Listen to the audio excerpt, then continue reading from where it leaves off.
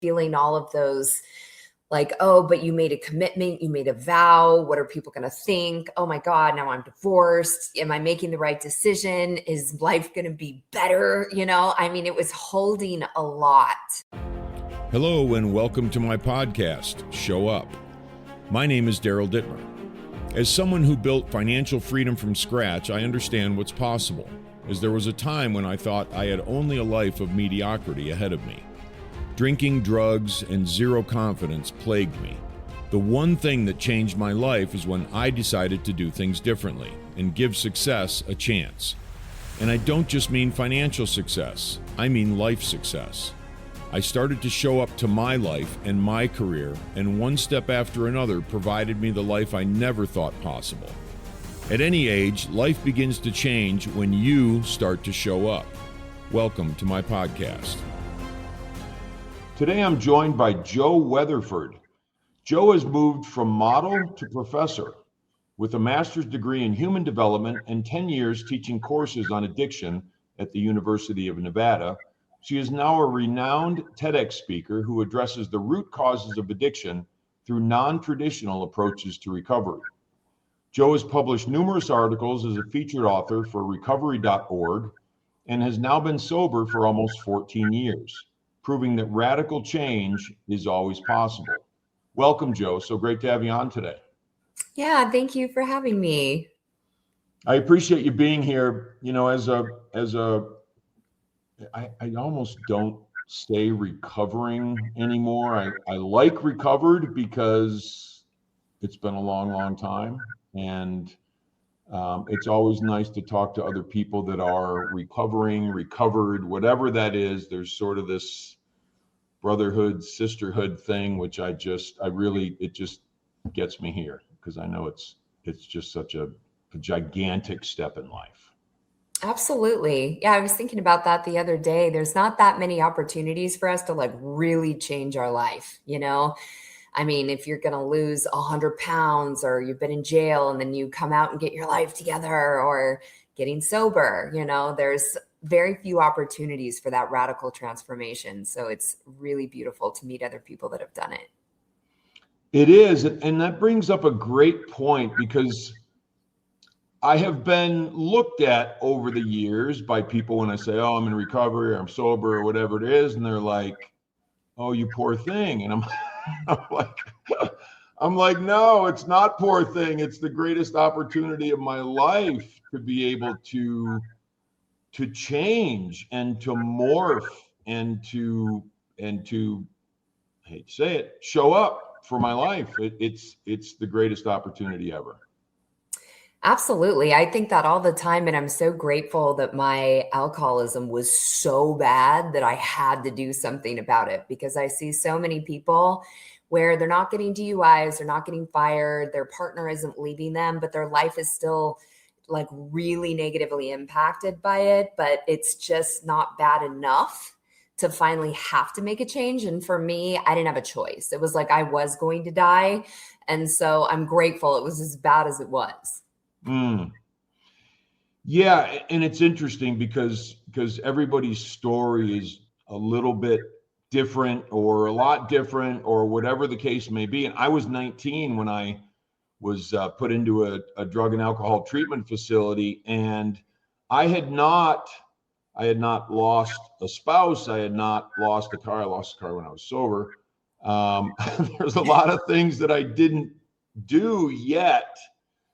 However, the trouble that I got into and how I like to term it is my soul was like on a cheese grater.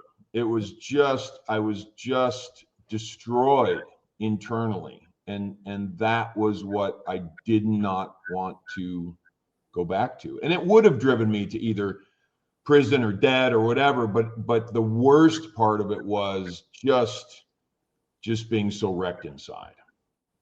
Absolutely. And good for you for being able to intervene so early on. And that's kind of a concept that I love talking about when it comes to recovery. It's that idea of bringing the bottom up, that we don't need for everything to fall apart in such a horrific, terrible way. It's like if we can intervene early enough, how beautiful to avoid all of the mess that can come. It's really hard to crawl out of some holes. Absolutely. Yeah. I couldn't agree more. And I've seen a lot of people not make it out. Most of the people that I used to hang out with are not around anymore. And I'm not that old, and over the course of time, they just dropped off, and some of them earlier, some of them not too long after I got my stuff together, but they've fallen off. And it's actually amazing to see the amount of chaos that has been sort of the thread running through many of their lives. And I haven't kept up with a lot of them. I've just heard things over the years. And I've had, certainly have had chaos in my life, and I've been, in recovery for a long, long time. But I'm not subject to all the ups and downs and all the craziness and all the, oh my God, this happened, and then the drama and the madness and all that. It's like life just gets, if I'm working on it and I'm working on me, life gets a hell of a lot easier being in recovery than it could ever have been. I think either drinking and drugging or just going through life as a normal human. When I say an opportunity to be better, I truly, truly mean that. Yeah, it forces you to do the work and examine things that you wouldn't normally look at. And then dealing with life without that coping mechanism, without the ability to numb out and check out, forces you to develop tools that I know, I'll speak for me, I never had. I didn't have a relationship with myself, with God. I didn't have any emotional regulation tools. Like I had to figure that all out, and I never would have. And to your point of it doesn't get better. And that's one of the things with addiction. Until you heal it, it only gets worse. And I think there's this kind of illusion that we can kid ourselves with of, oh, I'll grow out of it, or this is just a phase, or it's not that bad, it'll be fine, I can maintain. And the truth is, when it comes to true addiction, it is absolutely going to be a steady decline, until it isn't. And then it might be a monumentally quick, finish to you. So yeah, it's important to not kid ourselves. It doesn't just get better without us doing the work. Right. I look at it as a malady of the heart and a malady of the soul. And until I was willing to change everything, and I had to change everything. I grew up with certain belief system that I had to revise. I didn't get the tools that I needed, but I was young. I probably wouldn't have cared if they showed me the tools anyway, because I was a defiant kid. And so I was fortunate, I believe, being young and starting in, because number one, I didn't know how to live without the drugs and alcohol, but number two, I didn't know how to live anyway. Yeah. So being able to sort of start fresh at that point in my life was, to me, it was a real blessing, even though it took a long time to look at it that way, but it really was a blessing. Yeah, I have an interesting story. When I did my TED Talk, the whole point of it is finding the beauty in addiction and rewriting our story. And so I get up on stage and I deliver this talk about finding the beauty in pain and chaos. And the next speaker was a woman who had lost her child at Sandy Hook. So this woman gives the most powerful talk, and she comes backstage and she says, "Hey, I want to tell you, I really loved your talk, and I know that it's true, but I can't get there, because how on earth am I ever going to find the beauty in somebody shooting my 6-year-old in the head?"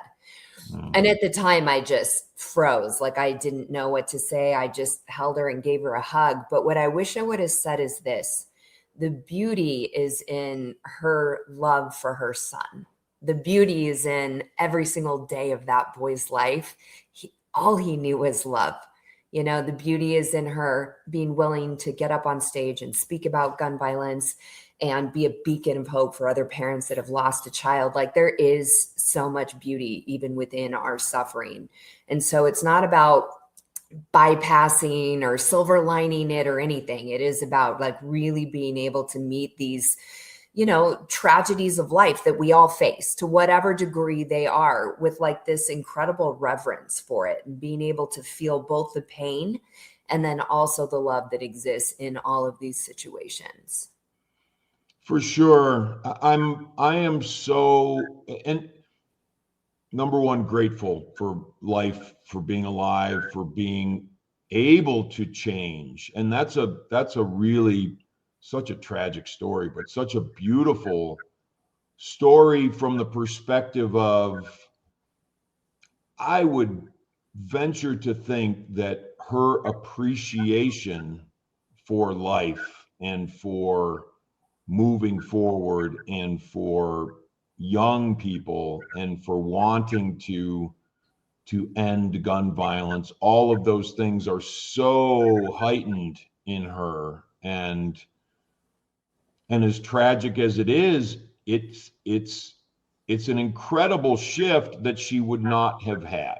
And imagine the people she can help. And that's a wonderful thing. That's how I look at life now. And I mentioned the word gratitude, which is one of the most important things in my life. But how would I don't know, and you don't know what you don't know, and life happens the way it happens, but how would I know such gratitude without life happening the way it happened? And I would hate to live, and I know I don't think about life this way, but I would hate to live without so much gratitude, because it's so fulfilling and it's so just deep and supportive, and it's, I love not being the person like, oh, Daryl, you're so cool. Like, I'm not cool. God's cool. Whatever made this is cool. The universe is cool. The energy's cool. The beauty is cool. The woods are cool. Taking a walk is cool. It's not me. And that's why I'm grateful, because I know it's not me. And that's just, for me, that's where I try to live from, and I believe I do live from. Yeah, absolutely. I mean, gratitude, I do believe is key. That's one thing I've done every single day, every morning and every night, is write down 5 things I'm grateful for. Because just like we can relive the horrific, awful things that have happened to us, and our body feels like it's happening in real time, I mean, that's PTSD. The same is true for the good. When we relive the good, we energetically hold that same resonance as if the good is happening. So being able to reflect, being grateful, and also, let's be real, if life, like if it always just worked out and there was no villain, like story that you have to overcome, it'd be a boring video game that none of us would want to play. If you just passed every level, you would feel no accomplishment, no sense of joy, no interest in making it happen. I mean, so we need these things just to even feel that sense of gratitude and accomplishment. Like you said, we have to know the opposite. Yeah, I've got a little statue behind me here, and it's like a Buddhist face, but on one side is chaos, the scary face, and on the other side is harmony, and it takes both. Like you said, it absolutely takes both, because how would we know if it was always one or always the other? And I think that's the beautiful sort of balance of life. So I know we've been rapping, Jo, and I love it, because I love talking about this recovery stuff. But let me just get to the question real quick that I love to hear everybody's answer about, because it just sort of lays the foundation for further discussion. If you would, please tell me about an event or a time in your life that caused you to show up for your life in a different way. I love this question. Okay, so I was 10 years sober and married when COVID hit. And at the time, my ex-husband and I had a big martial arts school that we were able to sell. I had been a professor at the university for a long time. I decided to quit my job there. We sold everything and we moved to Mexico. So it was kind of one of those, we're going to just completely uproot everything and just go do something totally different. So we get down there and we've been down there a year and I am thriving. I have a community that I love. I'm on the beach every day and I am so happy. And God bless my ex, he is still miserable. And I remember the moment where I was like, okay, I can stay comfortable.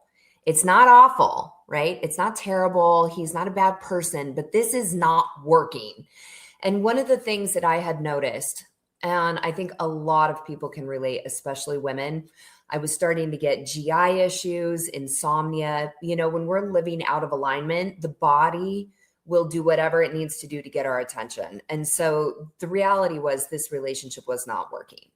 I don't want to call it toxic, but it wasn't at all what it needed to be to stay in it. And so I started taking sleeping pills to be able to sleep. And I could just feel my old addiction kind of creeping in, you know, that like, ooh, this is a familiar feeling that I've had at some point in my life. I'm trying to numb, I'm trying to escape. This doesn't feel good. We've done everything we can. This is over. And so I had to make the decision to leave my marriage, which was really, really uncomfortable. I mean, it was one of those moments of like, okay, it's good enough and it's fine and I could stay here and I'm not really going to grow and I'm not super happy, but it's not awful. And what I've had to go through, you know, trying to get divorced in another country without any money, I mean, it was like a wild adventure I had to embark on because I just knew I'm like, my soul is just craving something else. There has to be something beyond this where I'm not trying to numb out from my life. And so that was almost 4 years ago. And it definitely in sobriety was the most difficult thing I ever had to go through. You know, legally, emotionally, spiritually, feeling all of those like, oh, but you made a commitment, you made a vow. What are people going to think? Oh my God, now I'm divorced. Am I making the right decision? Is life going to be better? You know, I mean, it was holding a lot, but I just I knew deep within myself, this was the best thing for both of us. And so I made it happen. And I'm really, really grateful. And sure enough, I don't take sleeping pills anymore. My stomach's not messed up. Like I'm good. You know, it was the right decision. But I just really listening to that deep calling, that inner voice, even if it is terrifying, you know, you have to listen. Absolutely. No, and thank you for sharing that, Jo. You know, something I don't think I've said it in a long time, but I used to say it all the time because I was probably trying to convince myself, but just because it doesn't necessarily feel good doesn't mean it's not the right thing to do, right? I mean, that's I think what it boils down to. Absolutely. And who I had to become throughout the process, you know, of like, okay, now I need to figure out what I'm doing for work. Now I need to rebuild my life. Now I got to try dating again at 40. You know, it was like really putting myself out there in all of these ways that were not comfortable. But oh my God, what has come from it? The rewards have been so magnificent. I am so incredibly thankful that I didn't let fear like be louder, you know, than this desire that I had for a much fuller life. Yeah, that's great. I think that so much of life is, you know, showing up for life, living life in a different way has to do with not just what are we sort of bringing into our lives, but what are we allowing ourselves to leave behind that doesn't fit anymore. And I have found that absolutely early on in recovery and sobriety, it was like, okay, they used to say, when you change the game, you got to change the players. I'm like, all right, that sucks, but I'll do it. And I did it. And I started hanging out in 12-step meetings. And that was kind of how I came around to that. Became my family. That became my life for a while because it had to be. I couldn't do it any other way. And that helped me immensely. But one of the things that they taught me in the 12 steps was that I needed to take out a lot of the garbage in my life. And I've been taking out consistently, and I don't mean, and I'm not calling people that or anything like that.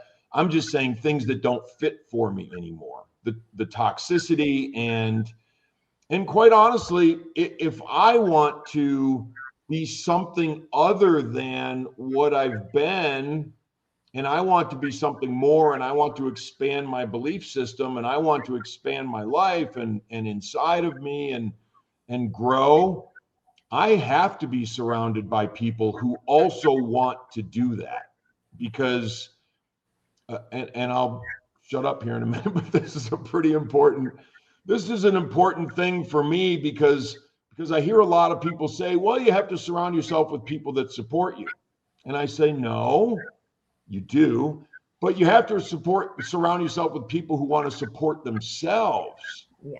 Because everybody will support each other in that type of a scenario. And I think that's crucial, because there's a lot of people who will support me, but they may not support me from a healthy perspective. They may not tell me when I'm screwing up, or not tell me when I'm doing something that might be unhealthy for me.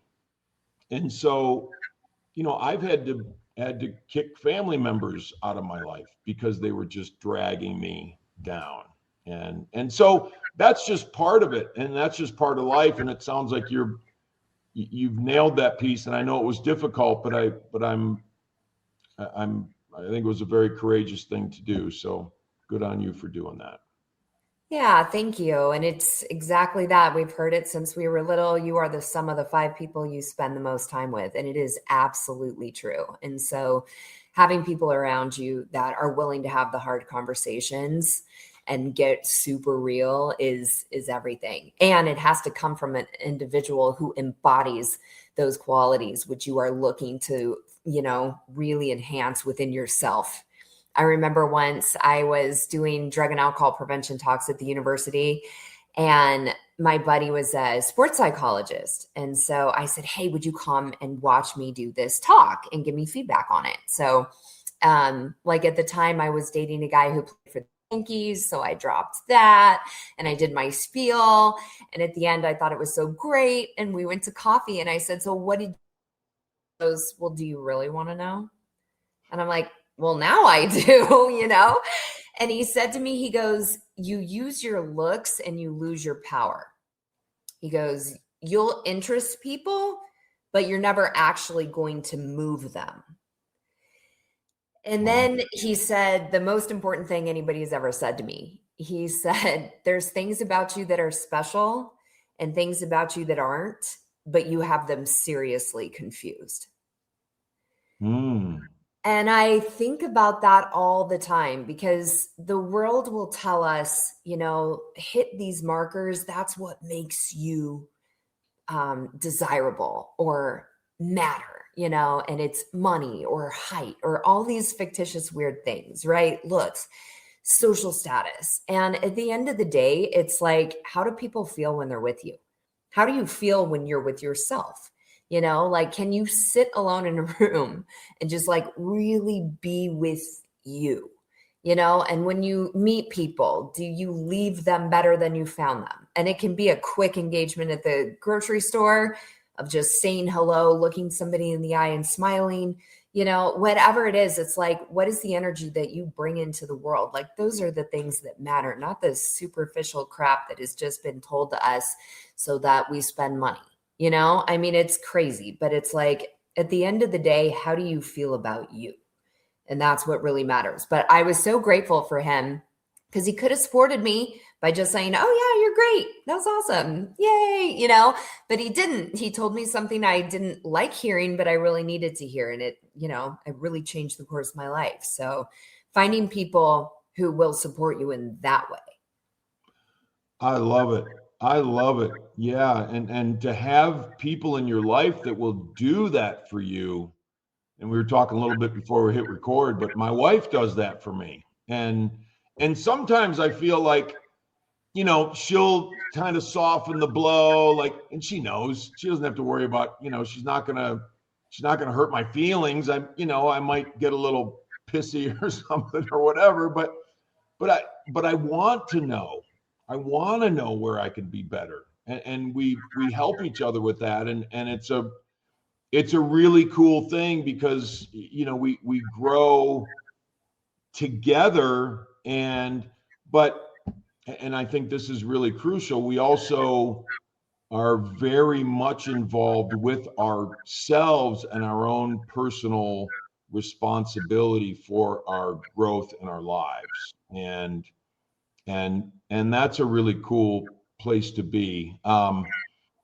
So Jo, I'll switch gears a little bit, and I want to hear this because you sound like you just, you know, you have a very healthy being and a wonderful, you know, I guess, aura around you in terms of the things that you do and how you approach life. And for my audience, I just, you know, I want to share those kinds of things from healthy folks. And is there a small habit, and I put small in quotes, but something that you've added to your everyday that pays huge dividends for you?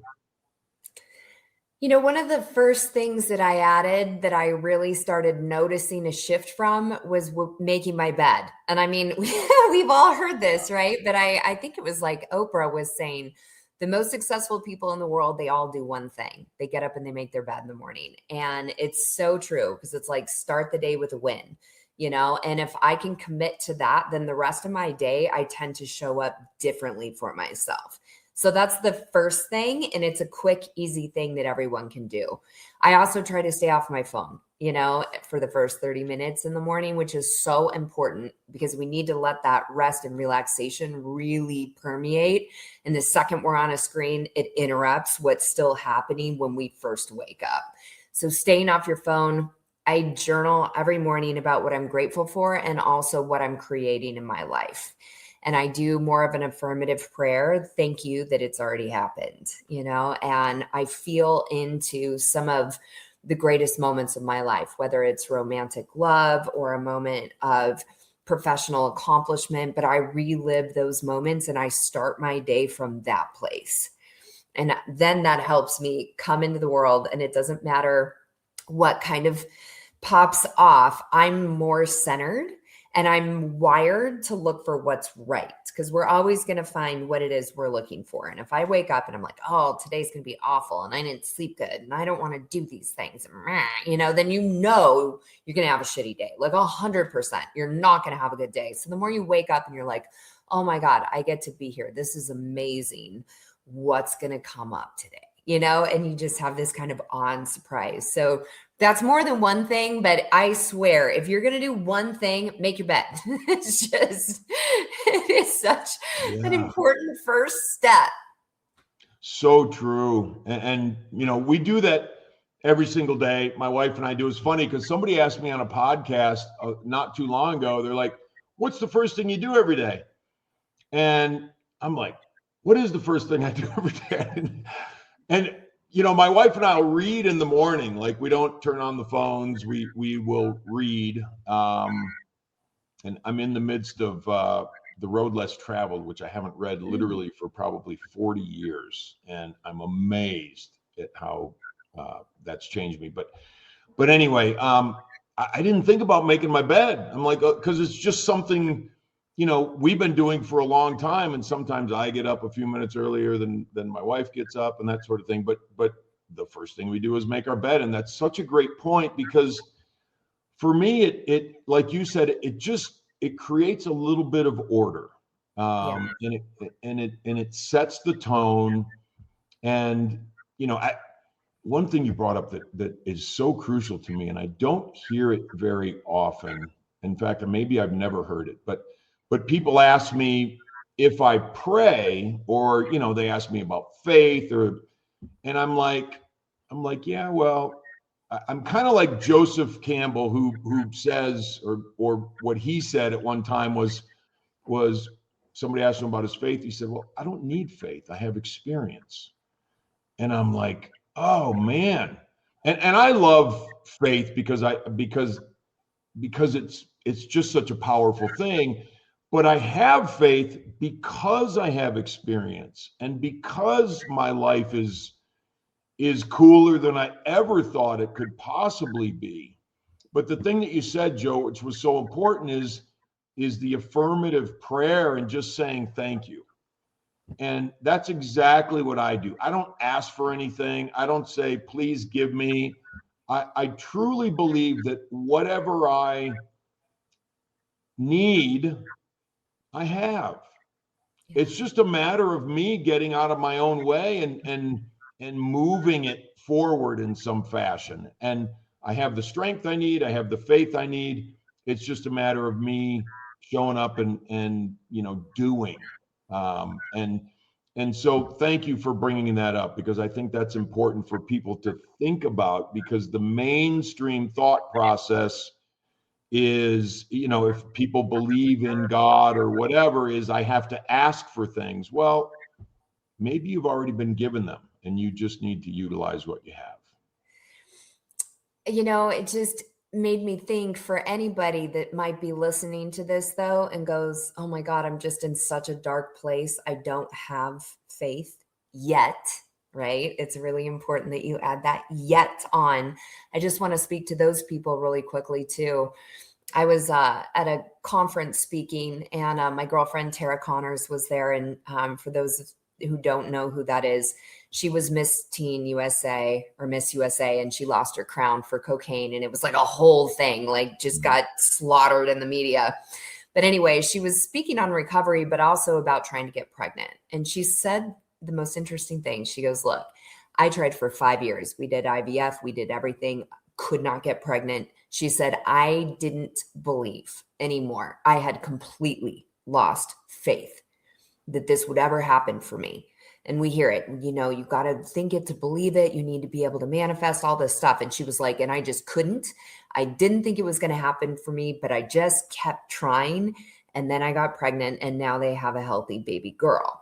So she said, it's really important that even if you don't have faith, that you keep taking action, because God is so much bigger, and we have no idea what is coming. And so if you have faith, by all means, lean into it. It is such powerful medicine. And if you're in that super dark place where you're like, I don't think I'm ever getting out, just keep showing up, because you have no idea what can be done for you.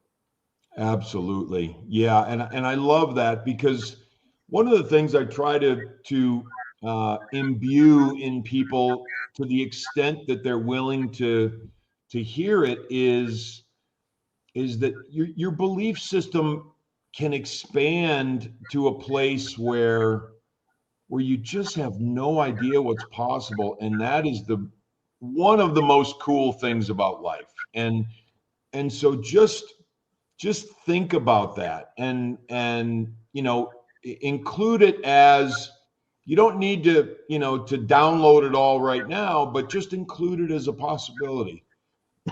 Excuse me.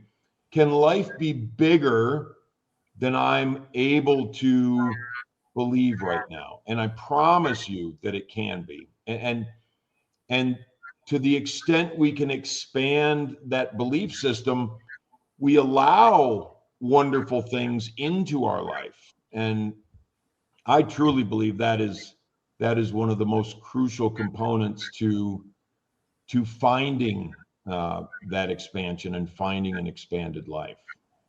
Absolutely. Yes. So, I love to. Success means so many things in this life, and it can mean, it can mean this, it can mean that, it can mean money, it can mean, whatever. But how has the definition of success for you, Joe, changed over time and over these years of being in recovery? Yeah, well, I think my first marker of success was, will I drink or not? That was kind of like my lowest level. And then I didn't. And then I was like, okay, great, mastered that. So now what? And then success becomes so nuanced. And like, am I going to focus on, again, I am desirable or I am enough? My life matters if, am I giving enough, right? Which is a huge part of recovery. I mean, that's one of the reasons AA is so successful, is the giving back, the paying it forward. And it's like, okay, well, I worked in treatment for 15 years. Like, I've given back a lot, okay, check. But there's still like so much more. So I think for me, success is evolving day to day, it's in little moments too. Like, my dog's going crazy, do I snap at him, or do I like meet him in the way that I want to, calm, patient, like, or am I losing it, right? Consciousness, presence, like, am I staying with myself? Success for me right now, I'm in the process of trying to reopen the treatment center that I got sober at. And it's a very, very important project to me. So my idea of success is, do we get this open? So it's always changing. But I think really at the end of the day, are you somebody that goes to sleep at night feeling good about your day? Like, that's success. We don't need to hit these grandiose dreams and markers, but are you comfortable with yourself? Do you love your family? Like, these are really, really, it's everything at the end of the day. The other stuff is just icing on the cake. 100%. Yeah, I couldn't agree more. It's when I was young and I didn't grow up in a family with much in terms of money. And so when I was young, I was like, oh man, I got to make some money. I want to get that big wheel that I didn't get when I was and anyway, so got involved in business stuff, and I come from a very blue collar background, so it was really scary and creepy, and just like, man, this world is very different from how I started in this life. But I got to a point, from that sort of financial success perspective, and I'm like, well, this isn't all that great, and I was working on my life and the 12-step stuff and changing and morphing, and I had mentors, but the success sort of out here was mostly meaningless. It didn't do anything for me in here. And some of the things that you had mentioned earlier, like GI issues and, insomnia and, that kind of stuff. I mean, I can feed myself that stuff if I continue to focus on that outside success. And so anyway, many, many years ago, I don't know how long ago, 25 years ago, maybe, success to me became very similar to what you said. It became waking up in the morning with a smile on my face. Nice. and just wanting to start my day with whatever the hell happens after making my bed, of course. And I think that was really cool. So I love that you said that, because it can be different every day. And there are certain threads that I think really matter, in terms of peace of mind and meaning and some sort of internal fulfillment, and how are my relationships and all those kinds of things. But I'm excited for you with the treatment center thing. That's really cool. So good for you. That's great. Yeah, thank you. And just to sort of sum it up, to me, I guess the way I see it now, success is not what you do, but who you are when you're doing it. That to me is the real magic. 100%. And people used to say about relationships, and when I was young, I heard this, getting into sobriety, they said, well, it's not about finding the right person, it's about being the right person. And I could not agree more. And if I become that right person, the right things show up, and life the path just kind of gets laid out in front of me. And I'm grateful for that life happening in that way. Jo, we are coming toward the end, and if you would not mind, please tell people how to find you and find your work, and we'll go from there. My website is recoveryremix.com. And then I'm really active on Instagram and Facebook. So Instagram handle is at jo.weatherford. And so please, like, any questions or comments or any resources, anything people are looking for, hit me up. Perfect. And we'll put all that information in the show notes when we get it out. And I want to thank you. I love having recovery type discussions. And so thank you so much for coming on today. And I've enjoyed it very, very much. Same. Thank you so much for having me. Thank you for joining us on the Show Up podcast. To learn more about me, my coaching, or my books, please feel free to visit my website, DarylDittmer.com. DarylDittmer.com. Thank you.